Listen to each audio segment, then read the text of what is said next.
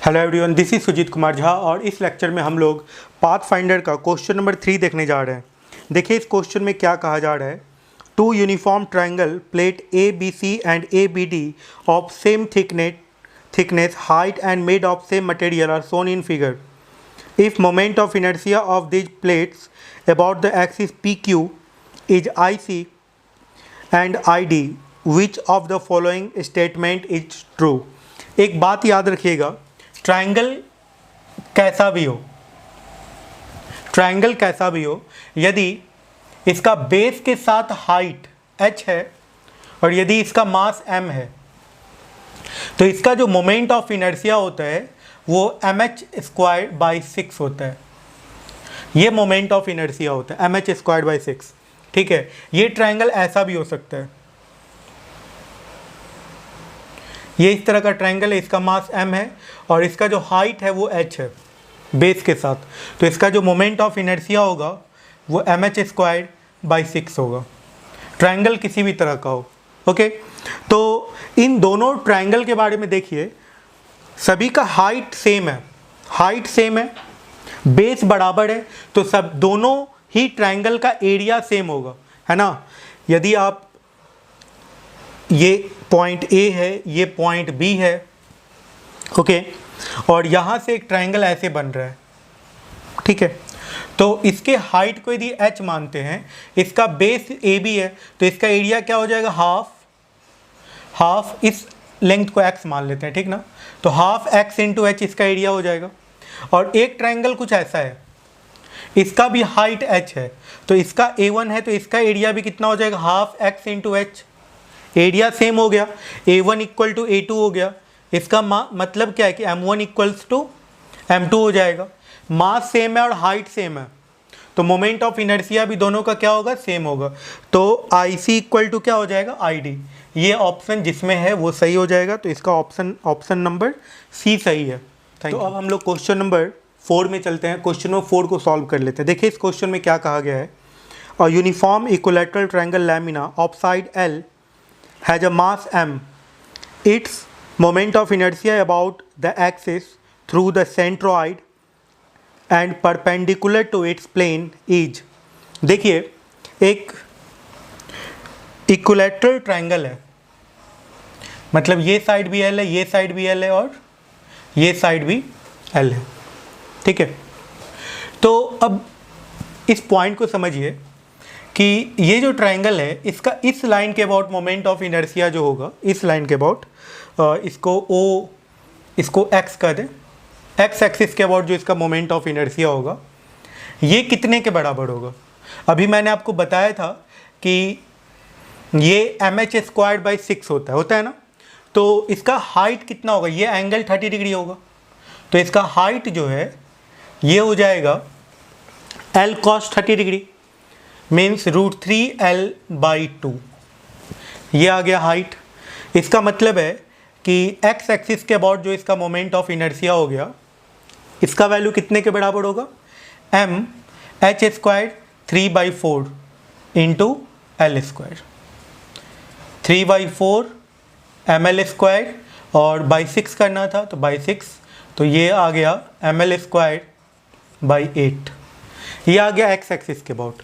अब चलिए y axis के अबाउट इसका मोमेंट ऑफ इनर्शिया कैलकुलेट करते हैं। देखिए ये है y एक्सिस, ठीक है। अब यहाँ पे ये एक ट्रायंगल बना और ये दूसरा ट्रायंगल बना। इस ट्रायंगल का मास हो गया m/2 और इस ट्रायंगल का मास हो गया m/2, और मोमेंट ऑफ इनर्शिया जो हो गया, इस ट्रायंगल को A ट्रायंगल मान ले, इसको B ट्रायंगल मान ले, तो मोमेंट ऑफ इनर्शिया जो y एक्सिस के अबाउट होगा, ये क्या होगा, moment of inertia of A plus moment of inertia of B, ठीक है। Moment of inertia of A triangle plus moment of inertia of B triangle, और दोनों का मोमेंट ऑफ इनर्शिया क्या होगा, सेम होगा, तो ये हो गया 2IA।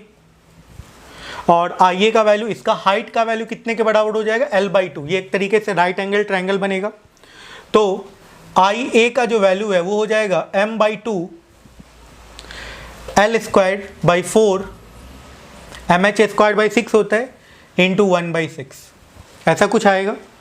तो IY जो आएगा ये कितने के बराबर आ जाएगा, 2 से मल्टीप्लाई कर देंगे इसमें, तो ये आ जाएगा कितना 2 इंटू ml²/48, ये 24 कट गया तो ml²/24, ये Ix और Iy का वैल्यू आ गया।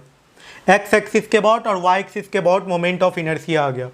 तो अब देखिए इस पॉइंट के जेड एक्सिस के अबाउट मोमेंट ऑफ इनर्शिया जो होगा, मीन्स इस एक्सिस के अबाउट, ये एक्स एक्सिस ये वाई एक्सिस, तो जेड एक्सिस के अबाउट जो मोमेंट ऑफ इनर्शिया होगा इसका, वो इन दोनों के सम के बराबर होगा, है ना, क्योंकि ये एक 2 डायमेंशनल ऑब्जेक्ट है। तो आप परपेंडिकुलर एक्सिस थ्योरम लगा सकते हैं, तो लगा देते हैं। तो जेड एक्सिस के अबाउट जो मोमेंट ऑफ इनर्शिया होगा इन दोनों का सम होगा, तो कितने के बराबर आ जाएगा, ml²/8 को कॉमन कर लेंगे, 1/3 + 1 कुछ ऐसा आएगा, और ये आ जाएगा ml²/8 × 4/3, तो ये आ जाएगा कितने के बराबर, ml²/6।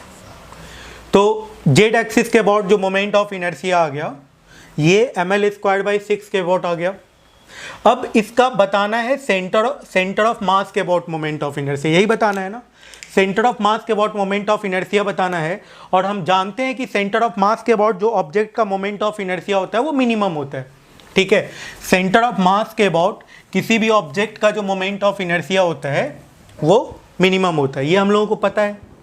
अब देखिएगा, ध्यान से समझिएगा, ये ट्रायंगल है और इसके अबाउट हमको मोमेंट ऑफ इनर्शिया पता है, ये कितना पता है, ml²/6 पता है, ठीक है। हमको इस पॉइंट के अबाउट निकालना है जो कि इसका सेंटर ऑफ मास है। तो ये डिस्टेंस मान लेते हैं कि y है, और ये मोमेंट ऑफ इनर्शिया है सेंटर ऑफ मास के अबाउट। तो मोमेंट ऑफ इनर्शिया ये जेड एक्सिस के अबाउट है, ये जेड एक्सिस है यहाँ पे, तो moment of inertia about Z axis जो है वो क्या हो जाएगा, सेंटर ऑफ मास के about moment of inertia plus my² होता है ना। सेंटर ऑफ मास ये है, तो सेंटर ऑफ मास के about moment of inertia minimum होगा, तो moment of inertia about centre of mass plus my² that is equals to moment of inertia about Z axis. Clear है ये पॉइंट।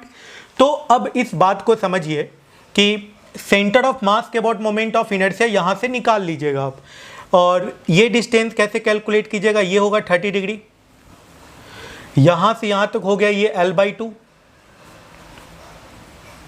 ठीक है।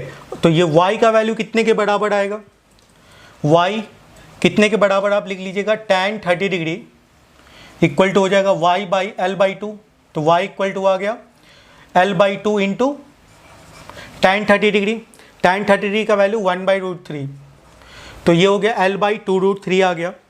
तो अब moment of inertia about centre of मास जो होगा वो कितने के बराबर आ जाएगा, moment of inertia about Z axis वो कितने के बराबर है, ml²/6 प्लस माइनस में आएगा ये my², y का वैल्यू निकल चुका है l/2√3, तो ये आ गया ml²/12। तो इसका फाइनल रिजल्ट कितना आ जाएगा, सेंटर ऑफ मास के अबाउट मोमेंट ऑफ इनर्शिया का वैल्यू बहुत आसानी से मिल गया, ml²/12। ये हो गया moment of inertia about centre of मास, और इस तरीके से ये क्वेश्चन बन गया। ये था क्वेश्चन नंबर 4।